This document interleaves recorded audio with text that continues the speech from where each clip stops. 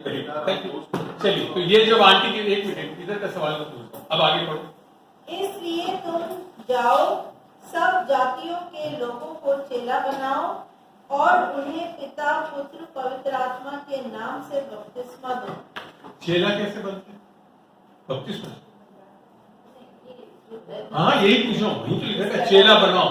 चेले कैसे बनते? सुसमाचार सुनाने से कैसे चेला बन गया?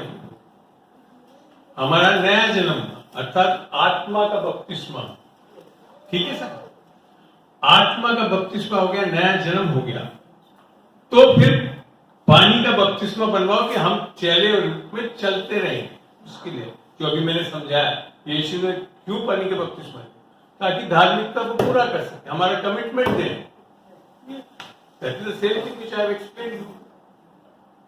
पानी का बपतिस्मा लेना है, मना नहीं कर रहा हूं, मगर अगर नया जन्म नहीं पाया है और पानी का बपतिस्मा दिलवा दो, आपको 110 दिखा दूं मैं, जो अभी तक फिर पाप करते रहते हैं, फिर ये और बोलते रहेंगे यीशु मसीह हमारे को प्यार करता है, माफ कर देगा, 7 दिन 6 दिन तक पाप करते रहेंगे, 7 दिन जाकर अंगीकार करेंगे, फिर सही हो जाएगा, तो पाप में जीते रहेंगे और पहुंचा देगा प्रभु। ऐसा नहीं, यीशु मसीह आपको पापों में बचाने नहीं आया है। पढ़ना चाहे तो पढ़ लीजिए, मत्ती 2:1-21। ये जो हमारी कलीसिया में बना लिया है, ये सब 121, मत्ती 1:21। वह पुत्र जनेगी और तू उसका नाम यीशु रखना, क्योंकि वह अपने लोगों का उनके पापों से उद्धार करेगा। इंग्लिश में कहे he will save them from their sins. आगे बस। अब हमारे लोग क्या है, कलीसिया में उद्धार कैसे मानते हैं? हम तो पापी हैं, पाप करते रहेंगे, पहला यूहन्ना 1 अवेलेबल है, पापों को अंगीकार कर लेंगे, यीशु मसीह हमसे इतना प्रेम करता है, पापों को माफ कर देगा, 6 दिन पाप करेंगे, 7वें दिन अंगीकार करेंगे, फिर 7वें दिन के बाद 8वें दिन से वापस पाप करते रहेंगे, तो फिर हम यीशु मसीह के पास। That's wrong gospel. ये क्यों करते पता? पापों का अंगीकार। पापों का अंगीकार कंसेप्ट सही, और आपको उसको हिंदी में पढ़ोगे जब समझ में आएगा। यूहन्ना 1:7 को 9 कौन कर रहा था? 1 जॉन 7-9 दोनों ही पढ़ेंगे, धीरे से पढ़ना उसको, जहां से शुरू कर रहे हैं। यदि हम अपने पापों को मान ले तो वह हमारे पापों को क्षमा करने। यहां मेरे को एक चीज बताओ, कहां लिखा रखा पापों का अंगीकार करते? इंग्लिश में है कन्फेस, हिंदी में बड़ा अच्छा लिखा है, कन्फेस करने के लिए नहीं लिखा। यदि हम पापों को मान ले, अर्थात हम पापी हैं। इस not even saying confess, Hindi में बड़ा अच्छा लिखा है, सही लिख रखा है। हमने इसको पूरा एक डॉक्ट्रिन बना दिया, just due to in the English Bible confess. आगे बढ़े। तो वे हमारे पापों को क्षमा करने और हमें सब अधर्म से। अभी हमने वहां पढ़ा था ना, एक धर्मी था और एक व्यक्ति चुंगी वाला, भार वाले, उसने क्या कहा? मान लिया मैं पापी। क्या करा उसको? धर्मी कहा। Never it is mentioning actually confession of since. आगे पढ़ते।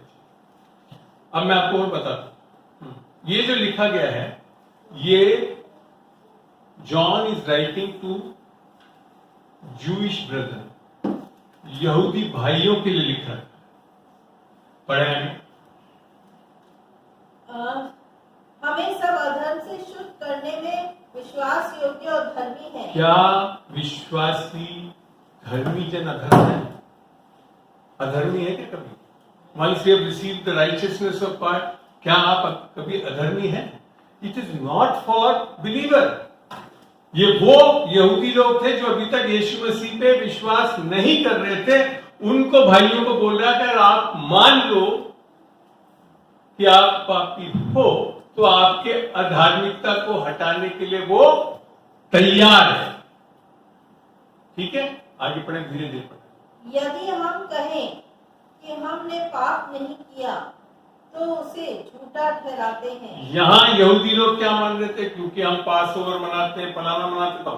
यहाँ तक जब यूहन्ना 8 में जब बोला, कहते वो बोलते हम कहाँ अब्राहम के बेटे? हम कब से पापी हो गए?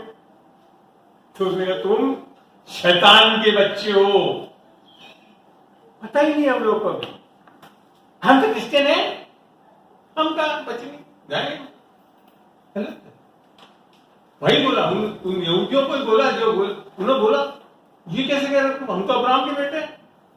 अगर अब्राहम के बेटे हैं तो अब्राहम जैसा काम करो। अब्राहम ने क्या काम करा? विश्वास किया तो धर्मी ठहर गए। वो नहीं कर रहे थे। एक पढ़ो, तो ये यहूदियों के लिए। अब आगे चलते हैं। यदि हम कहें कि हमने पाप नहीं किया तो उसे झूठा ठहराते तो हैं। ये यहूदियों भाइयों को बोले कि अगर तुम अभी भी मान लो कि तुम पाप नहीं कर रहे हो तो झूठा ठहरा रहे हो उसको। ठीक है, अब चलते हैं सेकेंड चैप्टर, इसी का सेकेंड चैप्टर। मेरे बालकों, अब बालकों को बोला, अब यहूदी लोग के लिए नहीं बोल रहा, विश्वासी अर्थात जो विश्वासी है परमेश्वर के लोग हैं उनको बोला। मैं ये बातें तुम्हें इसलिए लिखता हूँ कि तुम पाप न करो। दैट मीन्स कहीं ना कहीं यूहन्ना मानता है कि कर सकते हो तुम, और आगे बोलता भी है आगे। और यदि कोई पाप करे तो अब देखो एक मिनट, यही यूहन्ना ऊपर लिख रखा है, अगर तुम कहते हो पाप नहीं करते तो हमको झूठा ठहराते हो, अगर मान लेते हो तो तुम्हारे को धर्म से माफ करेंगे। अब मेरे भाई यहाँ पे वापस लिख रखा है यदि तुम पाप करते हो, तो कहीं लिख रखा है जाकर अपने पापों को कन्फेस करो या कुछ करो। लिखा क्या? पढ़ो। अभी तो यूहन्ना ने लिखा अगर पाप करते हो तो एक मानो, इंग्लिश में लिख रखा कन्फेस करो, और यहाँ क्या लिख रखा है? तो पिता के पास हमारा एक सहायक है अर्थात धर्मी यीशु। यहाँ कहीं नहीं लिखा कन्फेस करो, वही हमारे पापों का क्योंकि बिलीवर के लिए आपके सारे पाप माफ कर चुके हो, और जब परमेश्वर की धार्मिकता में चलते हो तो you know the blood is still active. अगर कहीं कुछ गलत कर भी देते हो तो यीशु मसीह ने उस पाप की भी दंड सह लिया, इसके लिए माफी दी। हमें अब बात समझ में आई? इसको सब तोड़ मरोड़ के ऐसा मैं आपको बताऊं, कन्फेशन ऑफ सिन वाला जो कौन है, ये आपके वो लोग हैं जिन्होंने उद्धार नहीं पाया। बड़ा अच्छा तरीका, पाप कर लो, कन्फेस कर लो,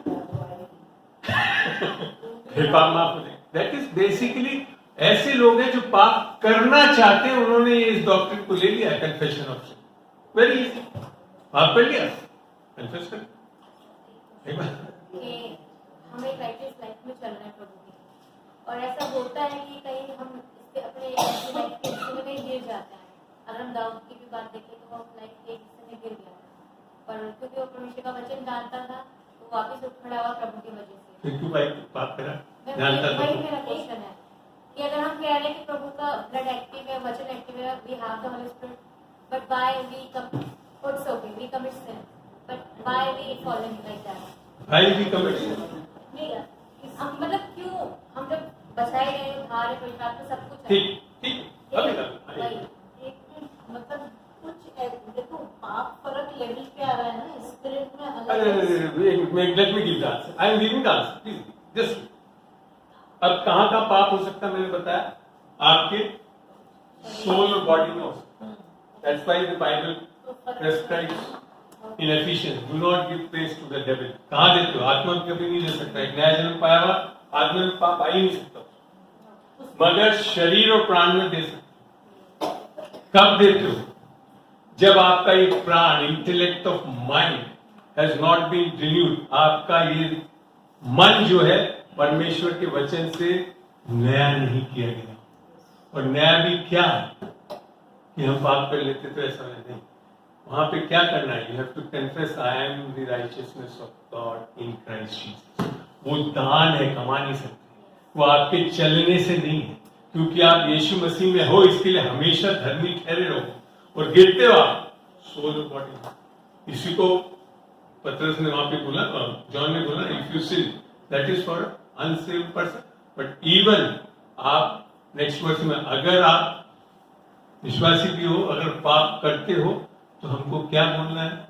आई am the righteousness of God. That is the most powerful thing. मैं धर्मी हूं, that is the word of righteousness. मैंने अगर कभी गलती कर भी दी तब भी मैं धर्मी हूं, पापी नहीं बन सकता। I can not go into that. अब that is what is saying. तो सोल और जितना रिन्यूड हो जाएगा आपका माइंड वचन से, किससे? धार्मिकता के वचन से, सब वचन से नहीं। ठीक, ये एक चीज बहुत बड़ी गलती है। देखो अभी सही आ गया सर, अभी सही आ गया। मैं बताऊं, वो जो माइंड यहाँ से रिन्यू भी हो जाएगा ना, तो भी वो बंदा गलती करेगा, कर सकता है। हाँ कर सकता है, लेकिन वो चट्टान में गिरता है, वो उस पे नहीं गिरता कि मतलब वो यीशु पे ही गिरता है वो, और वो धार्मिकता से अलग हो ही नहीं सकता।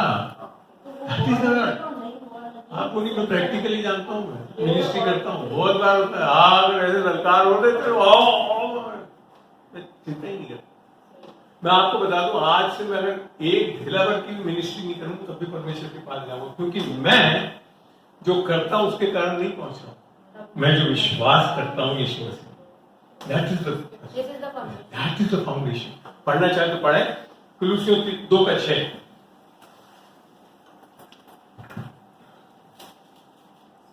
आप गॉस्पेल को समझ जाओगे और धार्मिकता को समझ जाओगे ना, कभी नहीं कह सकते शैतान। एक पढ़ते, जैसा तुमने मसीह यीशु को प्रभु करके ग्रहण कर लिया कैसे है, करा प्रभु ग्रहण करके? विश्वास और अनुग्रह। अब वैसे ही जैसे ग्रहण करा है वैसे ही उसी में चलते रहो।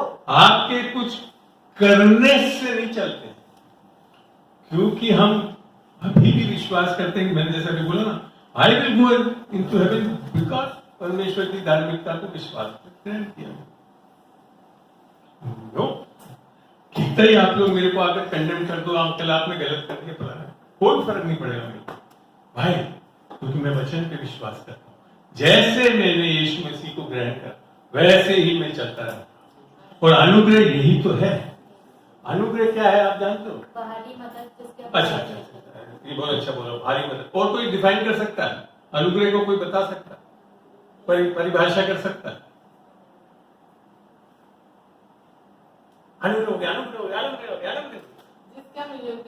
अनमेरिटेड लव ऑफ गॉड, जो हम योग्य नहीं थे वो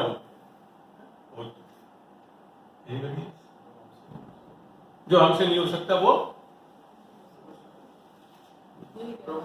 अरे नहीं करता भैया, उद्धार भी लिखेगा यदि तुम, अरे आपसे तो होता है कुछ अनुग्रह में कि आपको करना पड़ता है अंगीकार।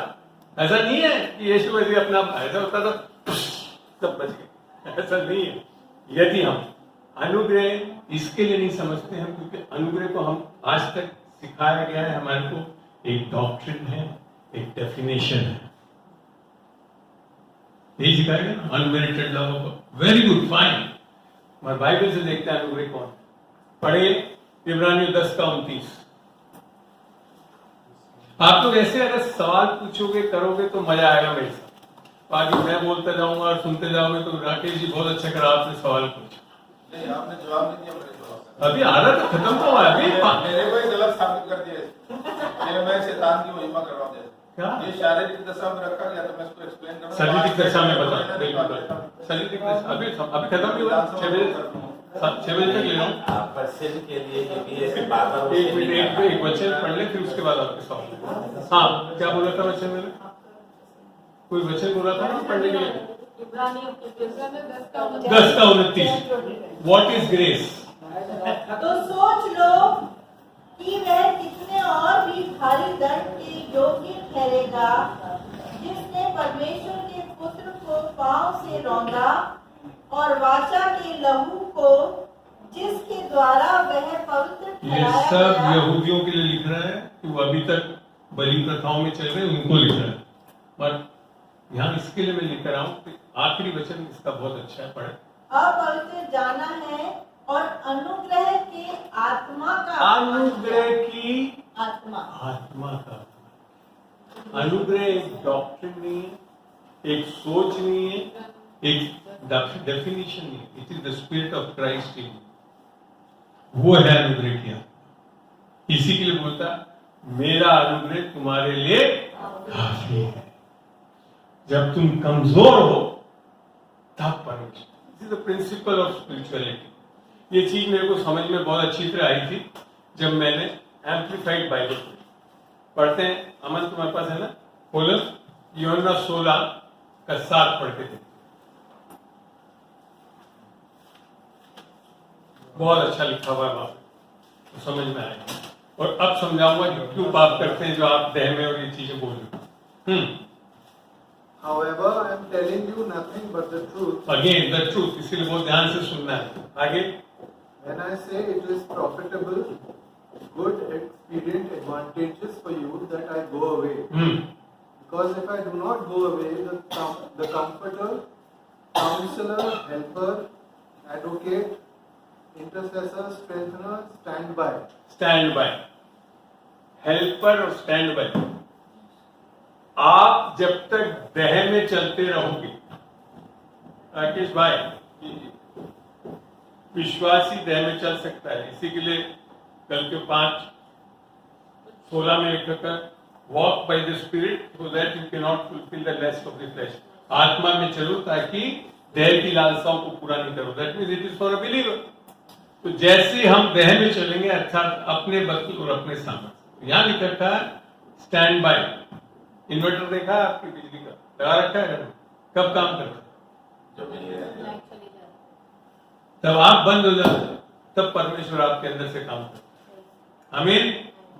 मैं मिनिस्ट्री करता हूँ वर्ड, बिना नोट्स मेरे को बोलती भी है थोड़ा कभी तैयार हो गया पढ़, मैंने कहा मैं तैयार करने लग गया, नहीं बोल सकता। I completely trust Jesus eight.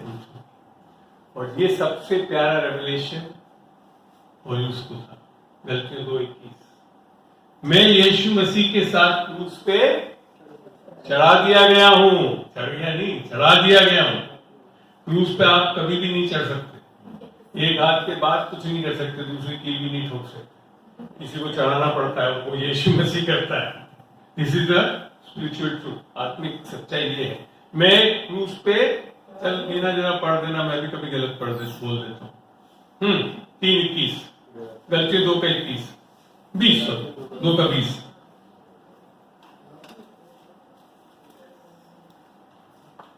मैं मसीह के साथ क्रूस पर चढ़ाया गया हूँ, अब मैं जीवित जबकि न पौलुस रहा। ना तो वहां था, गया नहीं, पर ये आत्मिक जगत में ये हो रहा है जब यीशु मसीह क्रूस पे पड़ा।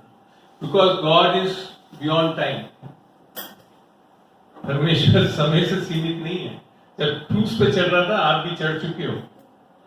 आमीन। आगे, पर मसीह मुझ में जीवित है, और क्या हो गया? आप कौन जीवित हो गया?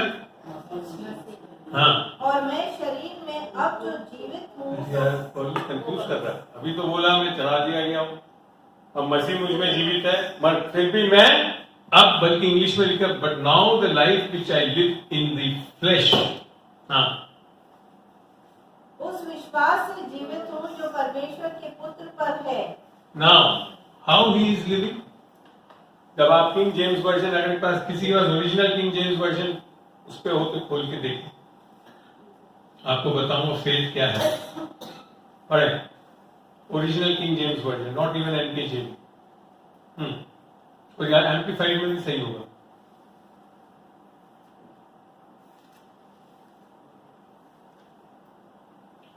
Galatians 2:20, Old King James Version. I am crucified with Christ. Yes. Nevertheless I live.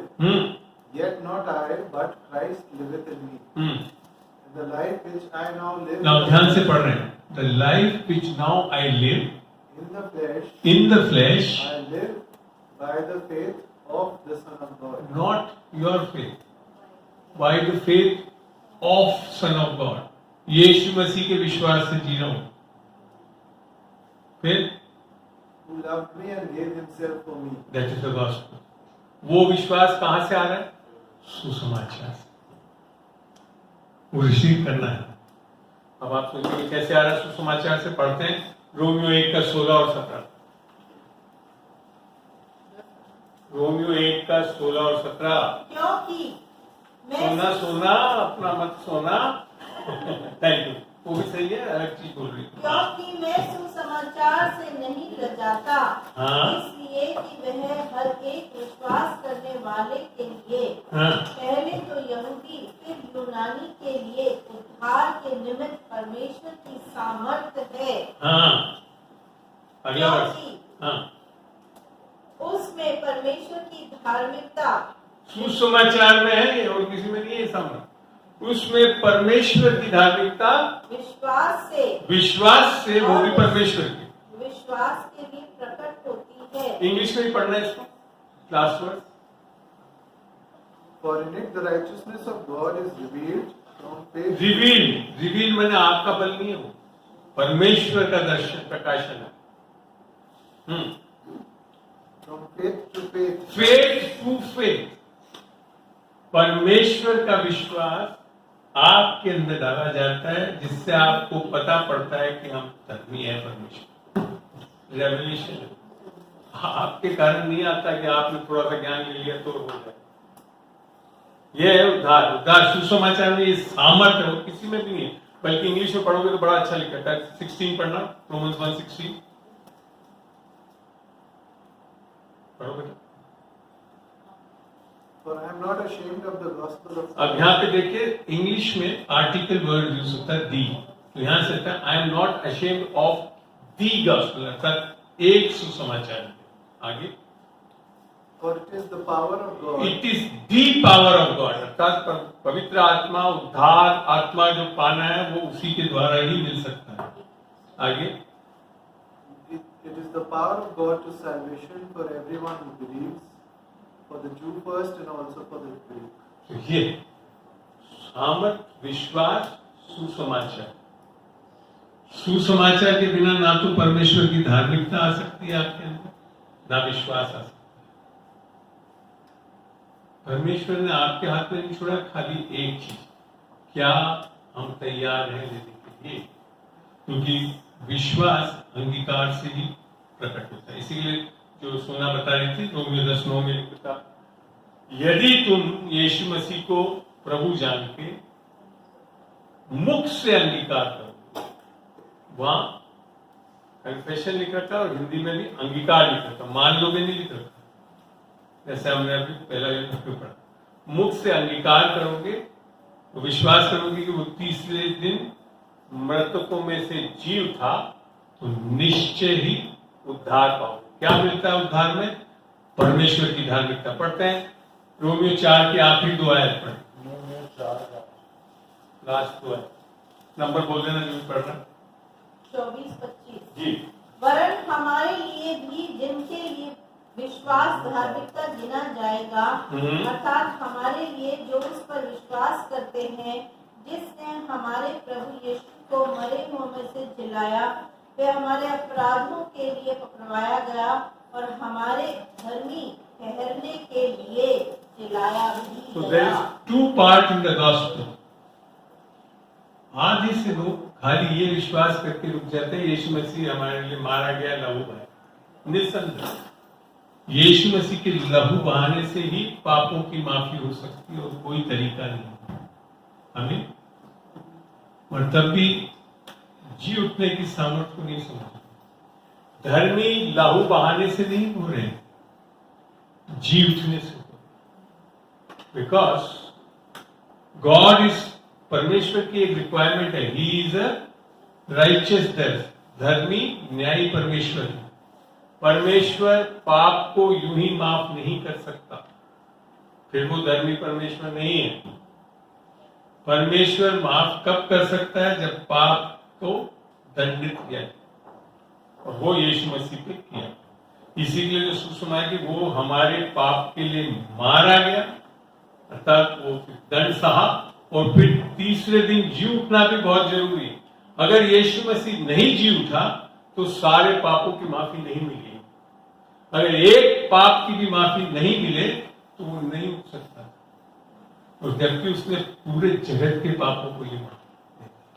इसके लिए जो थियोलॉजी कर ले या कुछ भी कर लो, निसंदेह परमेश्वर ने सारे पापों को माफ कर दिया, सिर्फ एक पाप के अलावा। अच्छा, क्या है पवित्र आत्मा के खिलाफ? बहुत अच्छा लगा मुझे। क्या एक्सेप्टेंस? घबरा मत, आप ही बता दीजिए। नहीं, हम आपसे सुनेंगे। The only sin which he cannot forgive, जो ही एक पाप है जो वो माफ नहीं कर सकता, कि आप यीशु मसीह को अपना उद्धार करता हो प्रभु में। पवित्र आत्मा आकर आपको क्या कन्विक्ट करता है दिखाता हूँ, क्या क्या सिखाते हैं वो भी बताता हूँ। पढ़े यूहन्ना 16 का 7 से आगे धीरे धीरे एक एक क्वेश्चन करें। यूहन्ना 16 का 7 से आगे।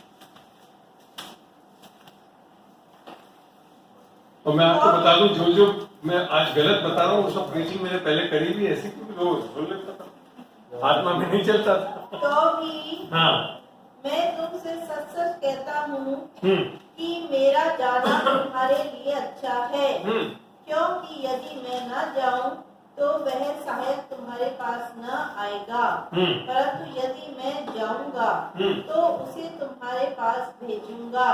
वह आकर संसार को पाप और धार्मिकता, ध्यान से, पवित्र आत्मा आकर पाप और धार्मिकता और न्याय, 3 चीज, पाप, धार्मिकता और न्याय के लिए निरंतर करेगा। है ना?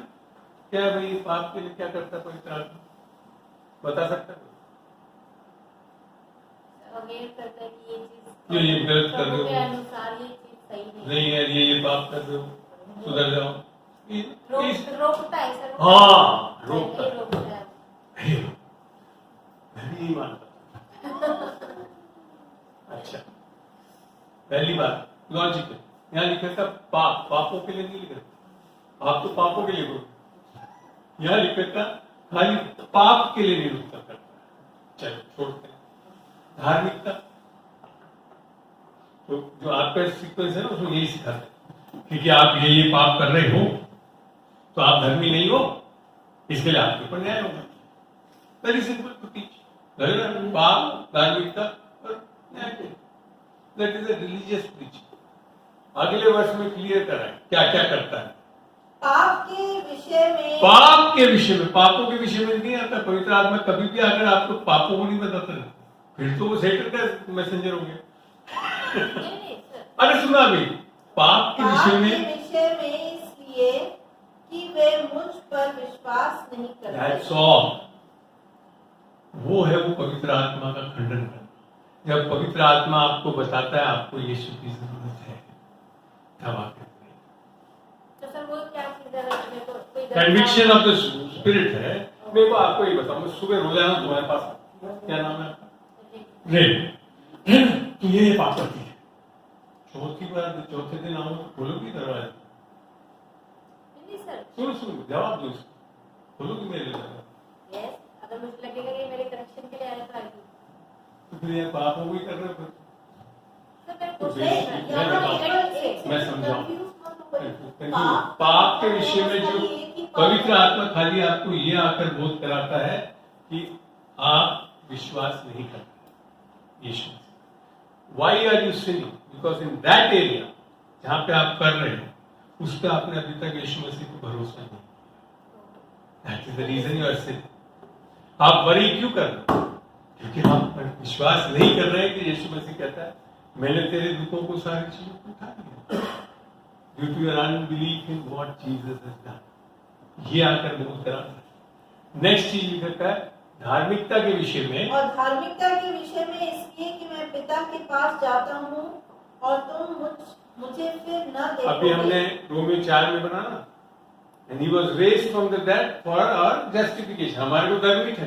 तो वो बात करा था, क्योंकि मैं जी उठा हूं तो तुम धर्मी हो। पाप करने वाले के बारे में कुछ नहीं बताता हो।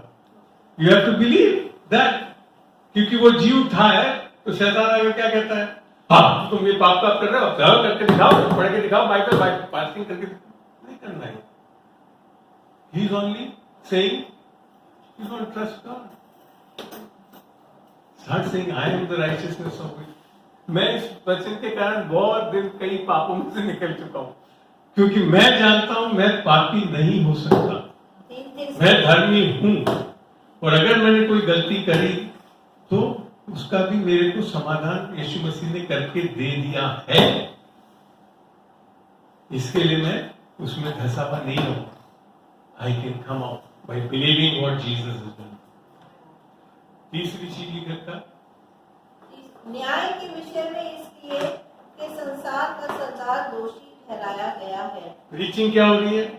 पवित्र आत्मा आकर आपको पापों का बोध कराता है, फिर आप पाते हो कि आप अधर्मी हो, तो न्याय किया जाएगा। यहाँ परमेश्वर बोल रहा है आपका तो न्याय नहीं किया जाएगा। Those who are in Christ. Those who are in Christ, there is no condemnation. Those who are in Christ. Romans 8. So these conducts are my clear.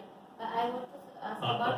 तो ये जो मैं हाँ, ये प्रीच सब- करना ये था, सब मेरे को समझ मगर ऐसे प्रीचिंग चलती है और इसके लिए लोग बात कंडेमनेशन में रहते हैं। हाँ, आप मेरा कुछ नहीं था कि सपोज मेरे अगेंस्ट किसी ने कुछ कर दिया और मुझे क्या? बहुत एंगर किसने आ रहा क्या है, कर दिया? किसी ने कुछ कर दिया मान लीजिए मेरे खिलाफ जो नहीं करना चाहिए था, फिर मुझे इसके लिए बहुत सारा एंगर आ रहा है, मुझे फॉरगिवनेस नहीं बहुत मिल अजीब रही, अजीब चीजें आ रही फॉरगिवनेस नहीं दे पा रही है ना, है ना?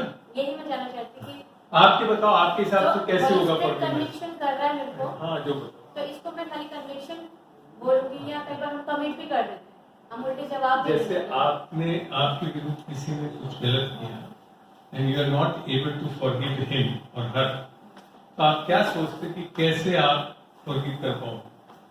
क्या प्रिंसिपल है बाइबल में फॉरगिव कर सको? You need to love God. He asked the question, let me know what she knows about forgiveness. क्या मानते हो? कई बार बहुत Forgiveness difficult है, बहुत चीज़ को- Why it is difficult? Yes, I- हाँ, मैं तो ये पूछा क्यों बात परेशान हो रहे हो? क्यों? Yeah. कभी फंडा ढूंढा है? क्योंकि हमारे ही नए नियम में जब हमारे बाप जो लिखा था, तो लिखा था जब तुम पापियों को तुम्हारे विरुद्ध जो पाप कर रहा है उसको माफ करोगे, तब पिता परमेश्वर उसमें अटक जाते हैं बहुत कि अब जब हम पाप माफ करेंगे तो इसके डिफिकल्ट हो जाएगा। That was an old covenant prayer. Yeshu Masih ने जो सिखाया, जब तक यीशु मसीह मारा नहीं गया था, जी नहीं उठा। आज का कंडीशन क्या है पता है? कैसे फॉरगिव कर सकते हो? पढ़ते हैं इफ्सियों 4 का 32, 33, 34। ये मैं कहा ना, जब तक आप कंटेक्स्ट में बाइबल को नहीं पढ़ोगे कंफ्यूज रहोगे, बॉन्डेज में रहोगे। 4 का 32 से पढ़ो।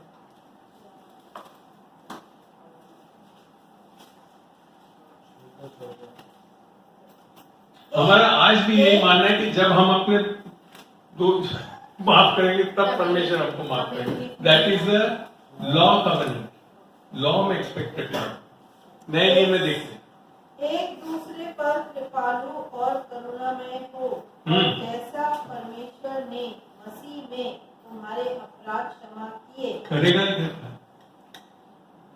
जैसा परमेश्वर ने मसीह में तुम्हारे अपराध माफ किए, कर चुका है, वैसे ही तुम भी एक दूसरे के अपराध क्षमा करो। The reason we are not able to forgive is we are following the old covenant.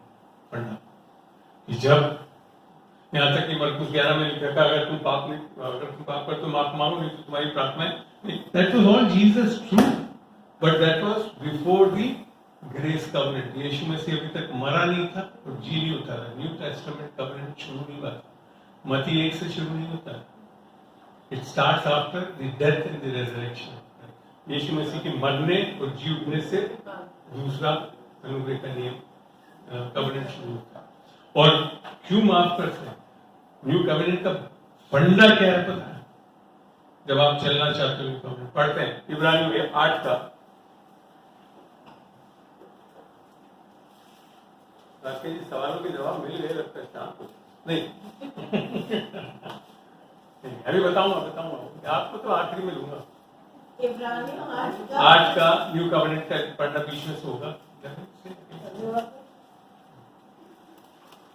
30 हाँ। नई वाचा की हाँ स्थापना से हाँ उसने प्रथम वाचा को पुरानी ठहरा दिया, हाँ और जो वस्तु पुरानी और जीर्ण हो जाती है उसका मिट जाना अनिवार्य है। इसको ऊपर ही इब्रानियों 1 में शुरुआत से पढ़ना शुरू करें जहां से लिख रखा है now I will make a new covenant with them. Verse देख लेना अमन if you have seen it.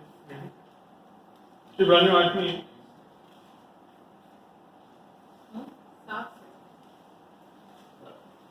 है, इब्रानियों 8 में है न्यू कवेनेंट। मेरे पास एक बाइबल है। 8:6. Yeah, well. But now he has attained a more excellent ministry, Now he has obtained a more excellent ministry. अब हिंदी में पढ़ दो इसको, लोग ध्यान से हिंदी। पर उन याजकों से बढ़कर सेवा यीशु को मिली, क्योंकि वह और भी उत्तम वाचा का मध्यस्थ ठहरा और उत्तम प्रतिज्ञाओं के सहारे बांधी गई। जी, ये नहीं है। Give me.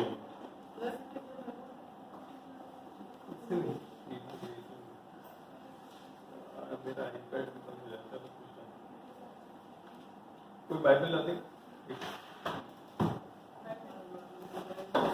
इब्रानियों 8।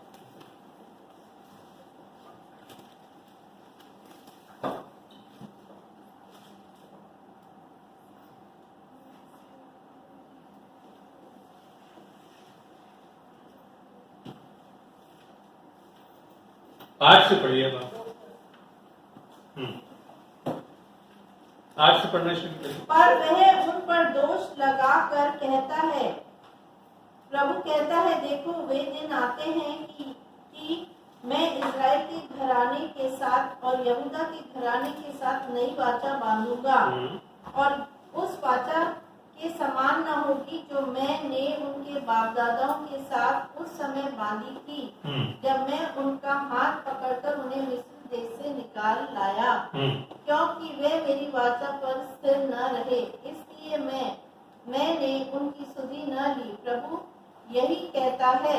फिर प्रभु कहता है कि जो वाचा मैं उन दिनों के बाद इस्राएल के घराने के साथ बांधूंगा वह यह है कि मैं अपनी व्यवस्था को उनके मनों में डालूंगा। अब ना पढ़ते ही व्यवस्था को उनके मनों में डालूंगा, तो आपके दिमाग में क्या आता है? कौन सी व्यवस्था को डालेंगे? 10 आज्ञा। नहीं।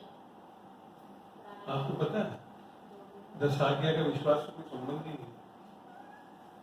10 आज्ञा में कोई खराबी नहीं है उनके साथ में। This is the new covenant law, जो कि यूहन्ना 13:35 में दिया, जो यीशु मसीह ने दिया। ओनली वन कमांडमेंट पढ़ना। 13 का नहीं 35। मैं तुम्हें 34 पढ़ी हूँ। मैं तुम्हें एक नई आज्ञा देता हूँ। एक नई आज्ञा देता हूँ यीशु ने। 10 आज्ञा नहीं दी। 10 आज्ञाओं को तो इतना कठोर बना दिया मत्ती 5 में कि कोई भी नहीं पूरा कर सकता। वहां तो लिख रखा कि अगर तुमने पुराने नियम में तो सचमुच में जो चाकू से मारोगे तो हत्या। अब बोला कहीं पे भी उसको गाली दे दी तो है। पुराने नियम में शारीरिक संबंध होता था गलत मर्दों के, तब व्यभिचार था। अब बोला कि किसी औरत के बारे में कुछ गलत सोच लिया, क्या करोगे फिर? कौन सा 10 नियम डालेगा? ऐसे 10 नियम डालेगा? नहीं डालेगा। आगे बढ़ते हैं।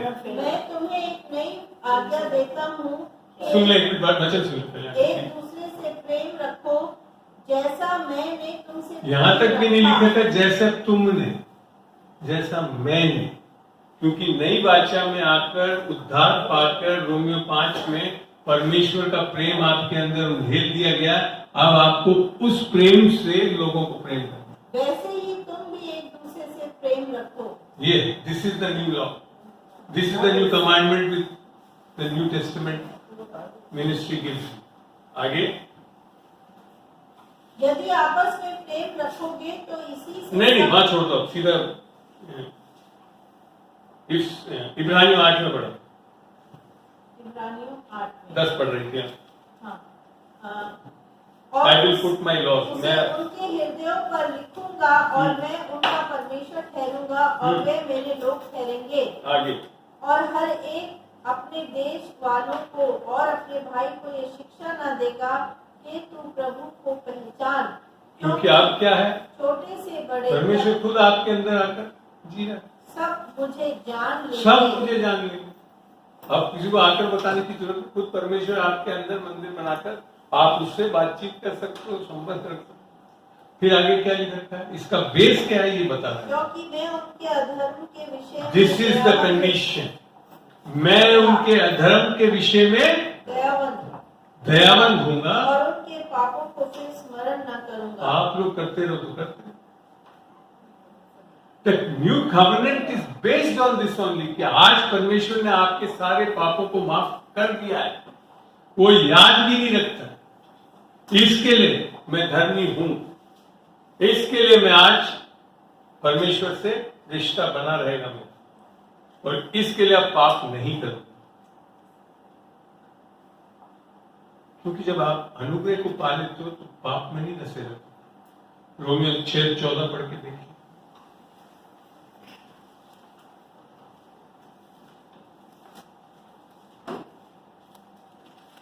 लास्ट में जो 13 वर्ष दिए हैं वो इससे मिलती है कि नई वार्ता के स्थापना से प्रथम वार्ता के पुराने। हाँ, तो पुराने तो हम अभी भी व्यवस्था में अटके हुए ना कि हम ये करेंगे तो परमेश्वर कुछ होगा तो कुछ हमको देगा। पुरानी दीवार हटा दी और उसमें जाना अनिवार्य है। हाँ, हटाना बहुत जरूरी है। अब नई बात अब आपको इस माइंड को रिन्यू करना है with the new covenant of righteousness, कि आप धर्मी हो, हमेशा रहोगे धर्मी, तब पाप नहीं करोगे। और ग्रेस को समझो। पढ़े रोमियो 6:14। तब तुम पर पाप की प्रभुता न होगी, अब दोनों चीज लिख रखा है, पाप की प्रभुता ना होगी लिख रखा है। क्योंकि तुम व्यवस्था के अधीन नहीं परंतु अनुग्रह के अधीन हो। पहली वाचा क्या थी? व्यवस्था की वाचा। अब उसमें नहीं रहना है, अब हम अनुग्रह के अधीन हैं, तो पाप की प्रवृत्ति रह ही नहीं सकती। अगर सच में नया जन्म पाया, अनुग्रह पाया है, तो पापों में धसे हुए नहीं रहोगे, निकल आओगे। रोमियो 3:23 बोलता है, सबने पाप किया परमेश्वर की महिमा से विपरीत है। बिल्कुल सही।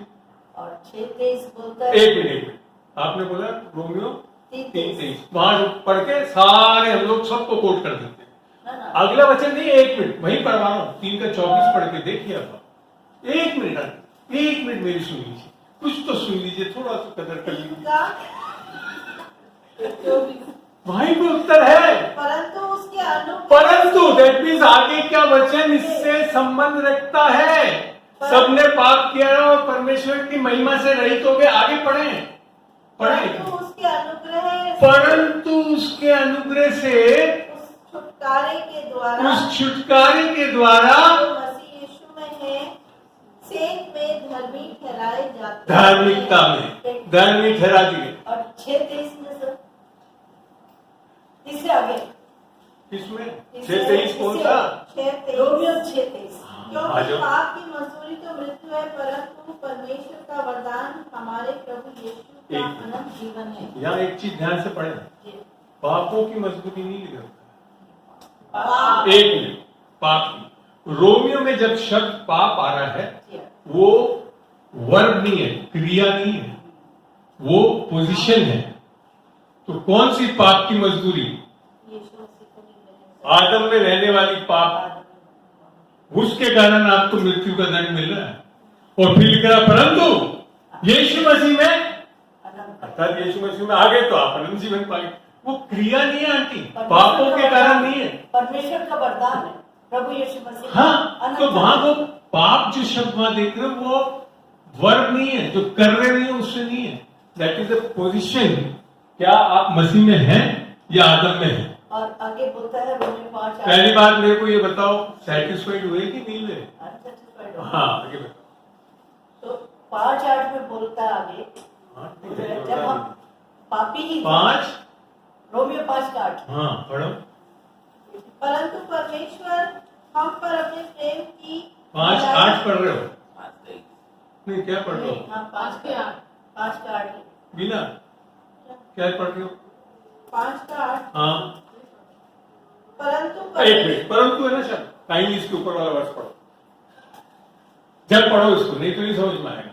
किसी धर्मी जन के लिए कोई मरे तो यह दुर्लभ है, परंतु हो सकता है किसी भले मनुष्य के लिए कोई मरने का भी साहस करे। परंतु परमेश्वर हम पर अपने प्रेम की भलाई इस रीति से प्रकट करता है कि जब हम पापी ही थे तभी मसीह हमारे लिए मरा। तो आगे बता। और उसके बाद नहीं, क्या सर एक हाँ। उसके बाद 10:9 है जो ये पूरा 5:23 के बाद आप आगे पढ़ना नहीं, 5:23 को पढ़ना चाहते हैं कि नहीं पढ़ना? पाप का जो चल अरे एक मिनट, अभी उसको थोड़ा सा और आगे पढ़ने दो, मेरे को वहां बहुत बड़ा सत्य समझाना है। आगे पढ़े, जहाँ पे भी खत्म करा वहां आगे पढ़े। 9 अतः जबकि हम अब उसके अब ध्यान सुनिए, ये ऊपर सारी चीज लिख रखी है उसको समझा रहा है। अतः जब हम उसके लहू के कारण धर्मी ठहरे, हाँ तो उसके द्वारा परमेश्वर के क्रोध से क्यों ना क्या बचेंगे। लिखा रखा है? क्रोध क्यों आता है?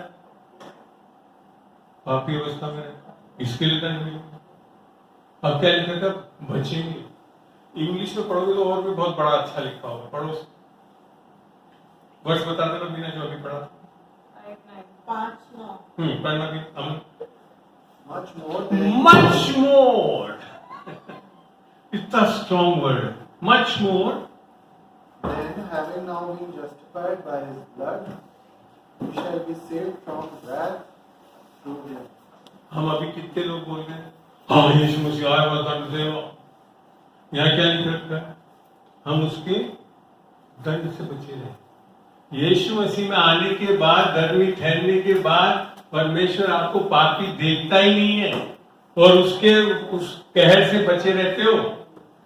जो मैं एक चीज पूछ रहा था ना कि लोग नरक क्यों जा रहे हैं? आधे से ज्यादा लोग क्या मानते हैं? पापों को कर रहे हैं। मानता हूं उस बात, मगर बाइबल के हिसाब से देखें हमारे को आग की झील में क्यों डाला जाता है? क्योंकि वो परमेश्वर की महिमा से पापी अवस्था होगी। आप हो गया अभी नहीं हो? ये रोमन पढ़ते हैं दूसरा थेसलोनिका 1:7-8। आंटी आप तो सारे वर्सेस लिख लो, मैं आपके साथ तो एक दिन बैठना पड़ेगा और आ जाऊंगा। आपको अभी जो प्रिंसिपल समझने जो आज मैं समझाना चाहता हूँ, दूसरा थेसलोनिका 1:6-7 से। बुरा मत मानना, अपन लोग अलग बैठ रहे हैं। हाँ आप अभी ले लूंगा, अभी ले लूंगा। परेशान हो गया, सवाल ज्यादा मत करो। नहीं अभी तुम्हारा सवाल का जवाब देना मेरे सवाल। हाँ पढ़ो वचन पढ़ो। दूसरा थेसलोनिका 1 का वर्ष बता देना। 6 से पढ़ो। क्योंकि परमेश्वर के निकट यह न्याय है कि जो तुम्हें क्लेश देते हैं उन्हें बदले में क्लेश दे, आगे और तुम्हें 7वां वर्ष। जो क्लेश पाते हैं वो हमारे साथ चैन दे उस समय जबकि प्रभु यीशु अपने सामर्थी दूतों के साथ धधकती हुई आग में। ये कलीसिया के रैप्चर का नहीं है, this is the second coming of judgment जब आ रहा है। हाँ धधकती हुई आग में स्वर्ग से प्रकट होगा। हाँ और जो परमेश्वर को नहीं पहचानते, क्या लिखा है? और जो परमेश्वर को नहीं पहचानते और हमारे प्रभु यीशु के सुसमाचार को नहीं मानते। 10 आज्ञाओं को पूरा नहीं करते, ऐसा कुछ नहीं है। जो हमारे यीशु मसीह के सुसमाचार को नहीं मानते उनसे पलटा लेगा। अरे आपके पापों के कारण पलटा नहीं ले रहा है। पाप तो वास्तव में परमेश्वर के नजर में सब माफ कर चुका है। पलटा इसलिए ले रहा है कि आपको पापों की माफी मिल रही है और आप नहीं ले रहे हो। That is the only reason you are going to hell. That is your own choice. परमेश्वर नहीं भेज रहा लोगों को है, आप चुन रहे हैं नरक में जाने के लिए, क्योंकि आप यीशु मसीह की माफी को नहीं चुन रहे। ये कारण है। Hell is been decided by God. परमेश्वर ने इस चीज का निर्णय ले दिया है, क्या आपने यीशु मसीह को ग्रहण किया या नहीं किया। और ये नहीं, ये यीशु मसीह स्वयं बोलता है। पढ़े यूहन्ना 3:17, 18 और 19। 16 तो सबको पता है। परमेश्वर ने जगत से ऐसा प्रेम किया कि उसने अपना इकलौता बेटा दे दिया कि जो कोई उस पर विश्वास करे वो नाश ना हो परंतु अनंत जीवन पाए। बस 17-18 पढ़ के देखते हैं। परमेश्वर ने अपने पुत्र को जगत में इसलिए नहीं भेजा कि जगत पर दंड की आज्ञा दे, परंतु देखिए इसलिए परमेश्वर ने यीशु मसीह को इसके लिए नहीं भेजा कि जगत को, और हमारे कितने लोग अभी दंड की आज्ञा दिलवा रहे हैं। आधी बात सुनो, आपकी चर्चा में होता है। परमेश्वर ने अपने पुत्र को जगत में इसलिए नहीं भेजा कि जगत पर दंड की आज्ञा दे, परंतु इसलिए कि जगत उसके द्वारा उद्धार पाए। जो माफी चाहे, जो आत्मा पाए। आगे जो उस पर विश्वास करता है उस पर दंड की आज्ञा नहीं होती है, परंतु जो उस पर विश्वास नहीं करता वह दोषी ठहर ठहराएगा। चुका। पर द जजमेंट, परमेश्वर का न्याय खाली इसी एक चीज पे जो अभी हमने थेसलोनिका में भी पढ़ा, यहाँ पे भी कि अगर आपने अपनी पापों की माफी नहीं ली तो दंड की तो आगे आपने छोड़ ली। हाँ? हो गया अब तरह। जब तो मैंने कहा था आप मेरे से ना पूछे तो अच्छा मिल जाता है। मैं जनरली प्रीच करता हूँ तो आधे से ज्यादा लोगों के प्रश्नों के उत्तर मिल जाते हैं। जी, हो गया, सेटिस्फाई, आई एम ब्लेस्ड। आज आंटी को सेटिस्फाई कर दिया तो मेरा सफल हो गया। तो यहाँ बात समझ में आई, परमेश्वर आज लोगों को न्याय करने के लिए लगा नहीं है।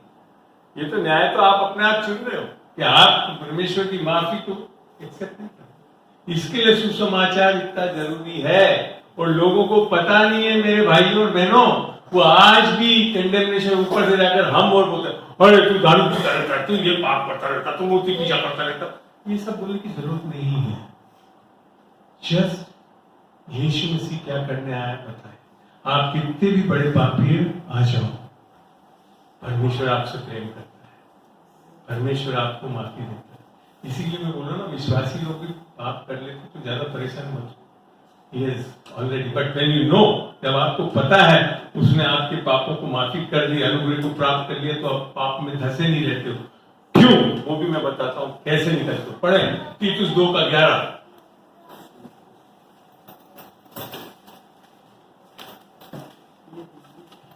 से आगे पढ़ेंगे। हम बाइबल को ध्यान से पढ़ते नहीं है। 2:11 से आगे पढ़ते हैं। क्योंकि परमेश्वर का वो अनुग्रह प्रकट है जो सब मनुष्य के उद्धार का कारण है। नहीं खाली सुना के भैया राकेश जी और सोना के नहीं, ऐसा नहीं। पूरे जगत के लिए वो अनुग्रह उपलब्ध है। यीशु मसीह आ चुका है, आएगा भी। आमीन। चलिए फिर आगे। और हमें चेतावनी देता है। क्या करता है यीशु मसीह? हमारे अंदर आकर सो जाता है और आप पाप करते रहते हो। ऐसा नहीं करता, चेताता है कि हम अभक्ति और सांसारिक अभिलाषाओं से, अभक्ति और राकेश जी, अभक्ति सांसारिक अभिलाषाओं से मन फेरकर, हाँ, इस युग में, आने वाले युग में, हेवन में जाकर, इस पापी संसार में, हाँ, संयम, धर्म और भक्ति से जीवन बीता है। यही तो इंसान ढूंढ रहा है। तो इसी के लिए अनुग्रह प्रकट हुआ है। अब हम बोल रहे हैं यीशु मसीह हमारे को अनुग्रह मिल गया, अनुग्रह मिल गया, फिर क्या करने जा रहे हैं? अभक्ति, अभिलाषा में समथिंग इज रॉन्ग। या तो यीशु मसीह है ही नहीं आपके अंदर। अगर यीशु मसीह आ गया, आप पापों में नहीं फंसे रहे, क्योंकि पापों से निकालने आया। आगे पढ़ते भैया, और इधर ही खत्म नहीं होता। और उस धन में आशा की, अर्थात अपने महान परमेश्वर और उद्धारकर्ता यीशु मसीह की महिमा के प्रकट होने की बाट जोड़ते रहे। कौन जोड़ता? जो नया जन्म पाया। अभी तो कई लोग मानते नहीं, अरे आएगा कि नहीं, क्या मालूम आएगा कि नहीं आएगा। उद्धार नहीं पाया, आत्मा नहीं पाया। उन्हीं के अंदर होप है कि यीशु मसीह